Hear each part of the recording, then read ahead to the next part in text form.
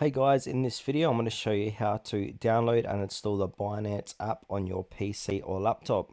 If you find this video helpful, please consider to like this video and subscribe to my channel. In saying that, let's just jump straight into the video. Alright, so what we need to do is open up any web browser and head on over to Binance.com. Alright, once we're over in Binance.com, you can accept the cookies. You can sign in if you like, it doesn't matter, but we just need to scroll down. And then it'll say trade on the go, anywhere, anytime, scan to download app. So depending what system you're running, Mac or Windows, Linux, I'm using a Windows, so I'm going to click on the Windows downloader. And now it's going to be downloading to my computer. As you can see here, Binance setup, it's about 200 odd megabytes time of recording. So I'm going to wait and pause this video and get back to you once it's downloaded. All right, it's finished downloading, so I'm going to open it up. If it doesn't appear here, just go to your download section on your PC and open up that way.